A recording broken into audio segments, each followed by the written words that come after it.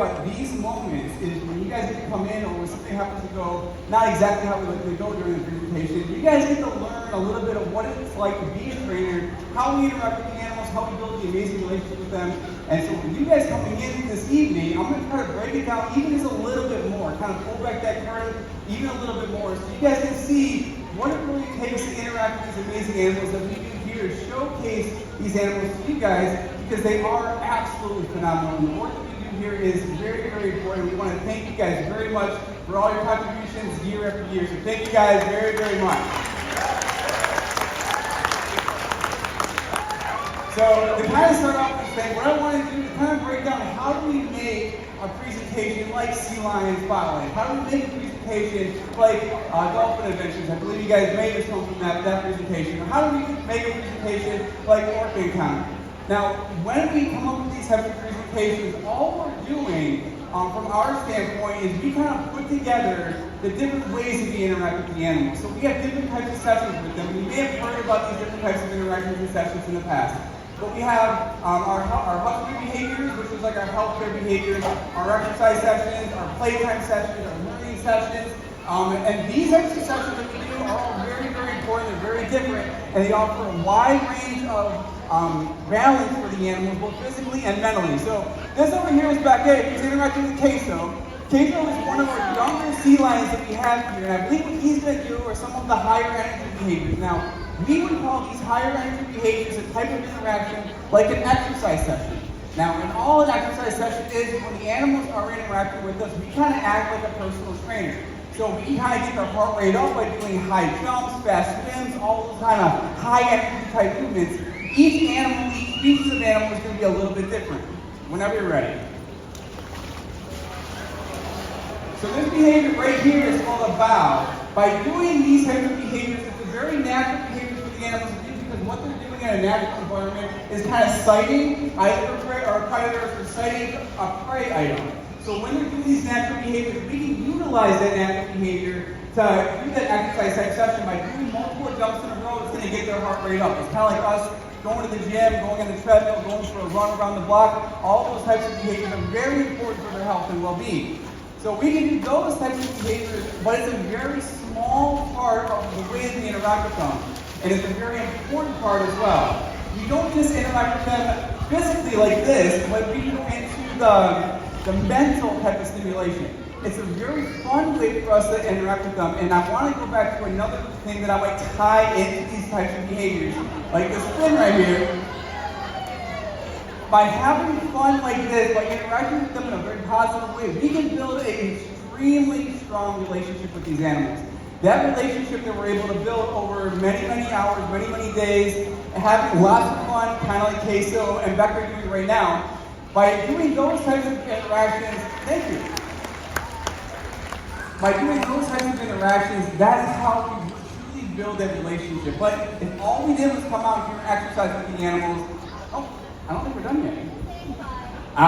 Okay. If all we did were those exercise type sessions, it'd be a little bit boring for the animals. So we have to keep them engaging in what we're doing. We want them to not really know what's going to come next. That's why we have a variety of types of interaction with them. So the exercise session is one. Another one that we have is going to be like a playtime session. Now, this type of playtime session is kind of like what I tell kids, or I told my daughter when she was younger, it's kind of like the kids going off to recess at school. It's a fun way for them to interact in a variety of different ways of playing. Now, some animals are better, I would say, better at playing than others that might come a little bit easier. And I think that's true for adults and for kids too, who are people, who are humans. Now, when you're doing these playtime type sessions, it's our job to really come up with different types of ways to interact with them. And the ways, really, sky is the limit. This is where we can get really creative as trainers to kind of come up with what types of ways can be fun for the animals to play. Some animals, they don't know how to play as easily. They're more kind of like little workhorses. They just want to work, and kind of have fun at the same time, but they don't know when to stop. They don't know when it is that they need to kind of take that little bit of a break, have fun, kind of play. So that's our job to kind of get in there and kind of figure out what do these animals like to enjoy and play with. That can be anything from ice to water hoses. We have a wide variety of actual toys that go for an extremely thorough process to get approval. Oh, Hi, Ben. And that process will go through our veterinary staff as well as the training staff to kind of see what is appropriate for these individual animals. Now, this is Lily.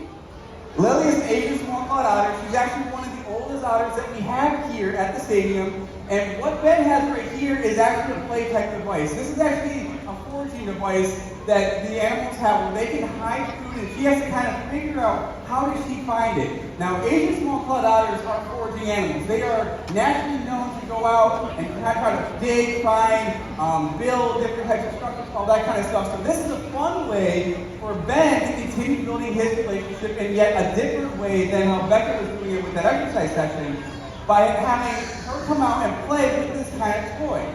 Now, all animals aren't going to enjoy, or all otters aren't going to enjoy this toy as much as she does. She really seems to enjoy this foraging type of toy that Ben has brought out. Again, the only way you can actually know what type of interactions or what type of toys these animals are going to like or seem to respond very well to is by spending that quality one-on-one time with them. And that kind of brings me into a different type of session that we do, and that's a relationship building session. Now, that relationship building session really is, I would say, one of the core components, the core interactions that we do with them, and that's just spending that quality one-on-one time, figuring out what does this make this animal, this individual unique, what makes him different than another individual. Because here at the stadium, we have several different Asian small-clawed otters, we have several different California sea lions, we have several different harbor seals. We have to build a relationship with each individual one, so we have to know what their likes and what their dislikes are. What do they respond well to? And the only way we can figure that out is by spending that quality one-on-one time with them. And it's extremely important to know because they are so individual. Some animals seem to enjoy one thing, another animal really don't. So again, spending that quality one-on-one time is extremely important, and building that relationship that again is extremely key and core to the ways that we interact with the animals, and all the amazing things that we do here at SeaWorld with these animals. Thank you, Lily. Now, what I was kind of talking about before about when we have all these different types of interactions, the reason why I wanted to draw attention to it for you guys coming to visit us tonight is because when we have a presentation like, what do we got? Oh, perfect. When we have a presentation like Sea Lion Spotlight, when we have a presentation like Orca Encounter Dolphin Adventures, all we're doing is taking all these different types of interactions, putting them together into that presentation format so we can kind of showcase all the different ways we interact with them, the ways we can build a relationship with the animals in a 15 to 25 minute format for you guys to come here and enjoy. So Becca's back out here, but she has a little, we call a prop. This is, what we're going to do is what we're going to call a litter bug. This is the name of the behavior that we call it. This is where we are teaching the otters to kind of go in, pick up a piece of quote-unquote trash, and kind of bring it back to the recycling can. And one of the behaviors you might see in our Sea Lion Otter Spotlight. Very good!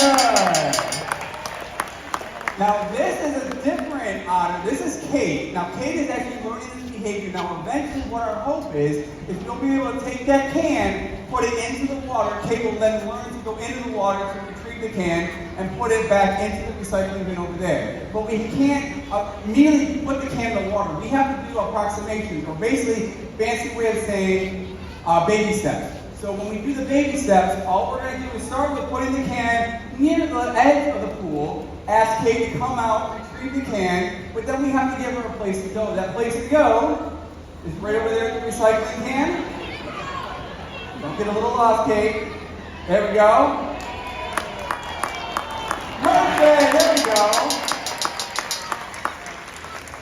Now, as you can see right there, she actually has to think about where is she going. Am I going to this current? Am I going over here? All these things are those little baby steps that we need to train and teach the animals. And the way we do that is a very simple principle that we call positive reinforcement. Now, again, you guys have been here a few times. You may have heard of us talk about positive reinforcement, the way we motivate all the animals. And the way I like to look at positive reinforcement, because I don't want to spend this whole presentation talking about it, because you guys have probably heard about it before, is when we talk about positive reinforcement here at SeaWorld, all that really means is we're constantly encouraging and motivating the animals to do the behaviors that we want them to do again. So when they do a behavior like putting that into putting that recycle bin into a trash can, and we draw a lot of attention to it, you guys clapping and cheering out there, us clapping and cheering back here. We give them primary reinforcement, which is their food.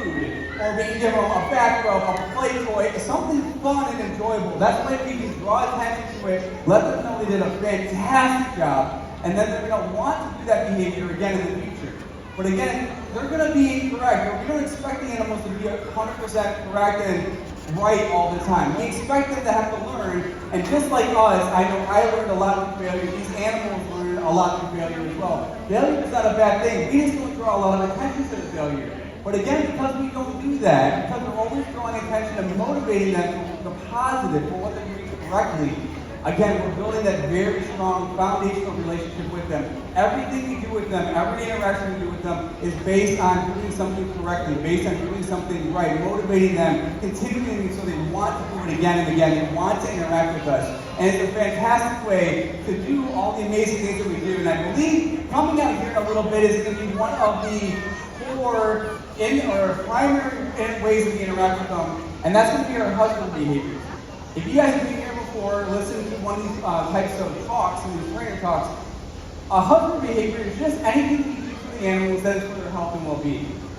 Here at SeaWorld, that is our primary goal, to take care of the animals. So when we're looking at behavior for their health and well-being, we can be doing anything from interacting with the birds, the Asian small-clawed otters, the sea lions, the killer whales. We need these animals to voluntarily participate in their own health and well-being. If they don't want to do something, there's no way that we're going to be able to make them do it. Now, this right here is Luke.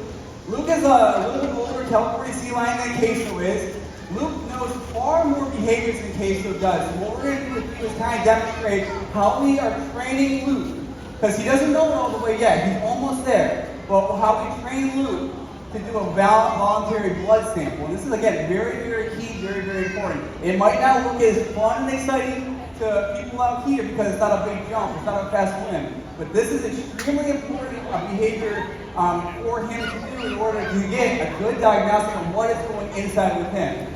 So what we're trying to do is we're trying to get him to just lay still, very relaxed, and let Becca, who's kind of pretending to be our veterinarian, our veterinary staff, back by his flippers. In those rear flippers, we're able to get a really good sample because there's a blood vessel, several blood vessels that are back there. So what we're trying to do is have him remain calm and just let Becca do whatever she wants to do back there. And again, remember guys, we talked about building that relationship with all the different types of sessions?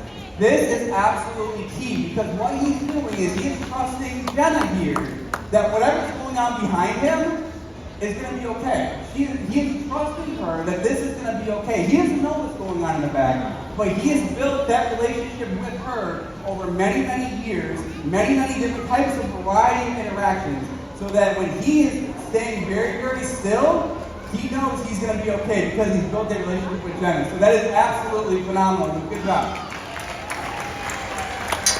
And again, guys, this is one of the behaviors that is very close to being trained. We haven't actually gotten to a completion yet, but we are very, very close. So I believe what we're going to do now is see the back. Okay, so I believe what we're going to do now is, remember how I said we put all those types of behaviors together and kind of put together a presentation for you guys? We're going to do that now. This is the end of our Sea Lion and Otter Spotlight, what we call the end dance. So we're going to have Luke kind of stay out here. He's going to be friends, or joined by Basil, or not Basil, that's Queso. And what we're going to do is do our end dance. That end dance is the end of our presentation. So, my friends in the booth, if you're ready, we can go on with the music.